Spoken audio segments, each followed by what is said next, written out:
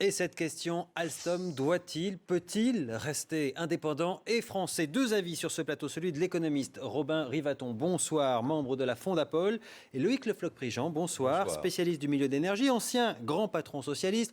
Votre passage chez Elf vous a coûté vos amitiés, certaines du moins, mais pas votre capacité d'analyse. On va vous entendre, et puis personne sur ce plateau de l'équipe Montebourg, le service de presse du ministre, n'a pas jugé bon de nous envoyer ni le ministre ni l'un de ses conseiller, c'est pas grave, on va quand même avoir ce débat. Alors c'était une sale journée pour Alstom aujourd'hui. On l'a appris, les bénéfices du groupe ont fondu de 28% sur un an, d'où cette conclusion sans appel du patron du groupe. Aujourd'hui, je crois qu'il ne faut pas se tromper de diagnostic. Je considère que nous avons un problème de taille critique sur ces marchés de l'énergie. C'est un problème de taille critique, là-dessus vous êtes d'accord, Loïc Le Floch-Prigent? Oui, mais je ne suis pas d'accord sur la solution. C'est-à-dire qu'on n'est pas obligé de se vendre à l'étranger? On n'est pas obligé aujourd'hui, parce qu'on a un problème de taille critique, de se mettre sous la coupe de quiconque, d'autant plus que nous sommes dans une situation stratégique vis-à-vis de la France et en particulier du nucléaire, de l'hydraulique et puis éventuellement du charbon, et par conséquent, il n'y a pas de raison de faire ça. De la même façon que la SNECMA pour les moteurs d'avion est avec General Electric associée, et parce qu'il y avait un problème de taille critique. Et donc Safran, qui a repris la succession de SNECMA, est associé aujourd'hui à General Electric. Donc je pense qu'il fallait négocier une association avec General Electric de façon à pouvoir trouver une solution pour ce département thermique dont Patrick Cron faisait l'analyse tout à l'heure. Alors, en l'état, vous dites les deux offres, que ce soit General Electric ou Siemens, ce n'est absolument pas bon pour Alstom, ce n'est pas bon pour la France, les deux? Les deux offres telles qu'elles sont ne sont pas bonnes. Alors la première, General Electric, parce que ça résout le problème de General Electric, mais ça ne résout pas le problème d'Alstom. C'est-à-dire que, d'une façon générale, Alstom va devoir, est aujourd'hui la première compagnie dans l'hydraulique et la première compagnie, à mon sens, dans ce que peut être le charbon supercritique, c'est-à-dire le charbon à haute température. Et bon, certes, elle va vendre dans un premier temps peut-être sur le marché US, mais ça n'aura pas son problème de fond.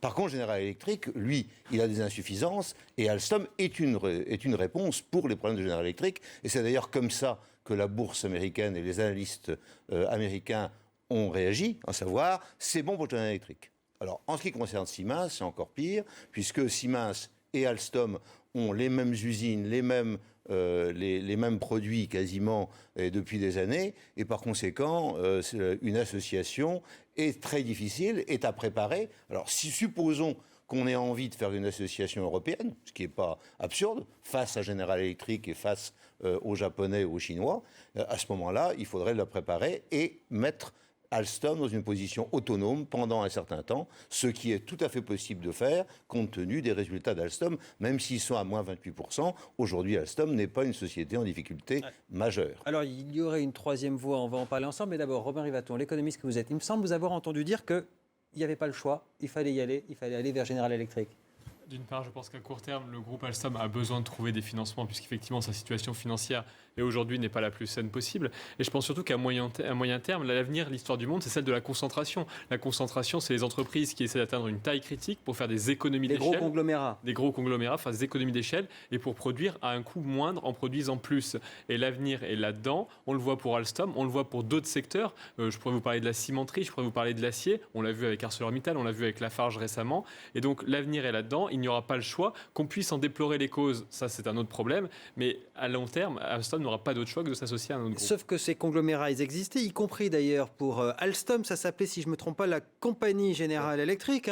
Et les mêmes économistes nous ont expliqué qu'il fallait abandonner cette forme de conglomérat, qu'il fallait d'abord vendre la Compagnie Générale de Radiologie aux surprises déjà General Electric. À General Electric, et qu'ensuite il fallait séparer Alstom d'Alcatel de façon à ce qu'on ait des fleurons qui soient clairs, plus pure players, comme on dit, c'est-à-dire des joueurs purs, et c'est les économistes. C'est-à-dire des spécialistes. Ce qui était contradictoire avec ma vision industrielle, qui était de dire, si on a des conglomérats, on peut encaisser un certain nombre de choses, et on peut effectivement se mettre en situation d'avoir des financiers, des financements, ce que, effectivement, aujourd'hui, Alstom tout seul est peut-être incapable de faire, sauf si et elle s'associe avec quelqu'un.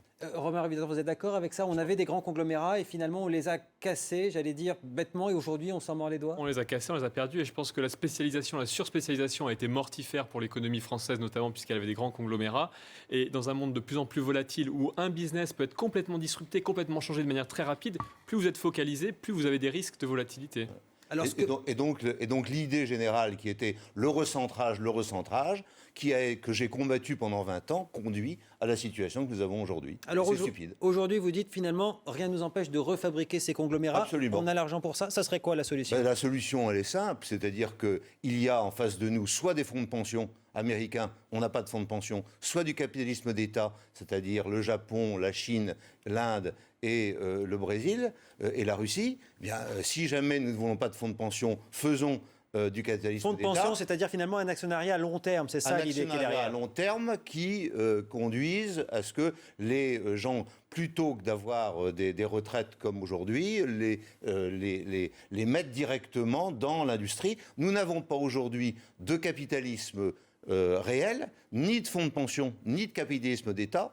Or, aujourd'hui, par exemple, nous mettons 16 milliards dans les industries de l'armement. On ne s'en aperçoit pas, mais c'est comme ça que les industries de l'armement fonctionnent. Je ne vois pas en quoi quelque chose qui est stratégique comme l'énergie n'aurait pas 3 milliards de la part de l'État pour faire le relais. 3 milliards, c'est en gros le rachat des 30% de Bouygues. Oui, c'est ça, c'est Bouygues qui veut s'en aller. Donc aujourd'hui, c'est Bouygues qui veut s'en aller, et c'est pour ça que le président d'Alstom est en difficulté depuis 2 ans. Eh ben, mettons que l'État, avec l'ensemble de ses possessions, en vende une petite partie et ses 3 milliards, et puis reprenons et essayons de refaire ces conglomérats. Et soit nous partons vers la solution capitalisme d'État, soit nous partons vers la solution fonds de pension. Mais il faut bien qu'on arrive à avoir un capitalisme vivant d'une manière ou d'une autre. Robert Rivaton, ça serait aussi simple, on rachète la part de Bouygues, l'État rachète la part de Bouygues et on refait un conglomérat? Moi, je suis évidemment pas trop à l'aise avec cette idée du capitalisme d'État. Je pense que, hélas, il y a un souvenir qui me revient en mémoire, c'est Péchinet. C'est-à-dire que Péchinet aurait pu faire une alliance à un moment en 2000 avec le groupe suisse Alcan et le Suisse Group et le Canadien Alcan. Il ne l'a pas fait et finalement 3 ans plus tard, il a été mangé de manière hostile par Alcan et a tout perdu. Donc je pense qu'il vaut mieux faire une fusion entre égaux ou au moins sur un pied d'égalité plutôt que d'attendre qu'Alstom aille de plus en plus mal et qu'au final il soit complètement dévoré par un prédateur étranger et là on en souffrirait beaucoup. Mais vous dites que vous n'êtes pas à l'aise avec cette idée parce que vous êtes plutôt libéral, c'est ça l'idée. Oui. Mais les Chinois aujourd'hui, qui sont les principaux concurrents sur le marché de l'énergie, ils ne se gênent pas si je ne me trompe pas. Il y a l'État qui est derrière, qui investit, qui fait ses Et le Japon ? Le Japon, il y a un capitalisme d'État japonais, il ne faut pas rigoler. Alors, Et la Russie, de la même façon, il y a un capitalisme d'État russe. Donc on n'a pas de fonds de pension, on n'a pas de capitalisme d'État, et par conséquent, on attend. Mais tout le CAC 40 est à vendre demain. Si on prend votre position, je ne vois pas en quoi Veolia demain n'est pas en vente, Suez Environnement, etc. Tout est en vente. Il n'y a plus de CAC 40. Les seuls qui resteront au CAC 40, ce seront ceux qui, comme EDF, qui auront 75% de capitalisme d'État. Autrement, tout le reste est à vendre. Le CAC 40 est déjà à vendre. Le problème du CAC 40, c'est qu'il s'érode par le haut et qu'il n'est pas capable de se renouveler par le bas. Moi, pour donner quelques chiffres, Alstom a été fondé en 1836, General Electric un demi-siècle plus tard. On parlait de Publicis récemment qui a fusionné avec Omnicom. Publicis a été fondé en 1926, Omnicom en 1986. Donc on a un décalage, on a des compagnies très anciennes, très vieilles, qui ne peuvent pas se renouveler, qui forcément, un jour ou l'autre, sont avalées par des prédateurs étrangers. Mais pas forcément. Techniquement, aujourd'hui, les turbines hydrauliques de Nerpic, c'est-à-dire la filiale de grenobloise d'Alstom, sont les meilleures du monde. Elles sont tellement les meilleures du monde qu'apparemment elles sont utilisées dans des systèmes, notamment militaires, qui posent des problèmes de sécurité nationale. C'est ce qu'on a appris aujourd'hui avec Éric Denessé, le directeur du Centre français de recherche sur le renseignement. Il est avec nous par téléphone. Bonsoir, monsieur Denessé. Bonsoir. Pour vous, cette vente d'Alstom, ça pose, au-delà de l'économie dont on parlait, un autre problème, celui de la sécurité nationale, c'est ce que vous dites ? Oui, alors pour une raison simple, c'est que les turbines et les groupes turbo alternateurs ou turbo-réducteurs fabriqués par Alstom en tant que tels ne sont pas absolument stratégiques parce que malheureusement une partie de ces pièces sur nos sous-marins nucléaires d'attaque sont déjà fabriquées par des filiales de General Electric. Mais la question se pose immanquablement à partir du moment où c'est la totalité de nos fournitures dans des pièces stratégiques sans lesquelles le fonctionnement du sous-marin nucléaire nucléaire ou des centrales nucléaires n'a plus de sens, qui fait que, par le simple fait que c'est la seule entreprise aujourd'hui qui garde ce savoir-faire, la vente de cette composante mettrait la France dans une situation difficile. Je rappelle que nos amis américains, qui sont à la fois nos alliés mais aussi nos concurrents économiques d'une manière de plus en plus violente chaque jour, n'hésitent jamais à recourir à des pressions commerciales. On le voit en ce moment avec la politique qu'ils ont sur les satellites dont ils interdisent le lancement par des lanceurs russes en raison des sanctions qui sont prises sur l'Ukraine. Que se passerait-il si, comme en 2003, nous nous opposions à une de leurs croisades dans le monde du Moyen-Orient? Quel regard aurait-il et quelles sanctions pourrait-il appliquer à la France, aussi bien donc sur ces turbines qui équipent nos sous-marins nucléaires que sur celles des centrales? Donc ça pose un problème d'un ordre nouveau qui n'était pas tellement évoqué jusqu'alors. Et finalement, ce que vous dites, c'est que toutes ces technologies-là, elles ont été conçues pendant des décennies et des décennies avec de l'argent public. Aujourd'hui, c'est cette technologie financée à base d'argent public qu'on est en train de brader d'une certaine manière au privé ? D'une part, mais ce n'est pas tellement sur la logique économique que je me situe. Je dis à un moment donné, il faut poser la question, quels sont les engagements qui peuvent être pris dans un rachat éventuel avec le repreneur? Qu'est-ce qui va être donné comme garantie à l'État français? On est en train de dire que nous allons donner 20 à 40 ans de durée de vie supplémentaire à nos centrales nucléaires. Quelles vont être les contreparties en matière de pièces de rechange et pièces détachées? Et de la même façon, un certain nombre de maîtrises qui n'étaient pas absolument fondamentale dans la mesure où il y avait plusieurs producteurs. Aujourd'hui, Alstom se trouve être le dernier en France et s'il disparaît, ça peut remettre l'équilibre en cause. Merci Éric Denessé pour votre témoignage. Et je rappelle que lorsque General Electric a acheté Thermodyn, dont ce monsieur était en train de nous raconter la vie, eh bien, nous avons dit, c'est pas possible, vous achetez une partie. Si jamais il y a un problème, Thermodyn va revenir, c'est une filiale d'Areva, va revenir dans le giron français. Et de la même façon, il y a une vingtaine d'années, lorsque l'entreprise anglaise a racheté Westinghouse, les Américains ont dit, je reprends Westinghouse quand je veux. Ce que vous êtes en train de dire, c'est que finalement, on pourrait faire ce qu'on veut et qu'on n'est pas forcément obligé donc de brader, si je vous entends, cet outil qui finalement est à la fois stratégique et, si on l'a bien compris, même de stratégie de sécurité tout simplement nationale. Absolument. C'est la façon dont je vois les choses et je suis honteux de penser que je suis un des seuls à le dire aujourd'hui. Et vous êtes pourtant socialiste, vous avez été l'un des plus jeunes grands patrons socialistes à l'époque. Tous ceux qui sont au pouvoir aujourd'hui portaient de grands espoirs en vous. Alors on sait qu'il y a eu l'affaire Relf qui est passée par là. Aujourd'hui, vous diriez quoi maintenant avec ce recul? Et puisque ce ne sont plus vos amis proches, semble-t-il, vous diriez qu'ils sont aveugles, qu'ils ne comprennent pas l'économie? Qu'ils n'ont rien compris à l'industrie et qu'il faut qu'ils comprennent quelque chose de l'industrie. L'industrie, ce sont des gens. C'est des hommes et des femmes qui travaillent depuis des décennies.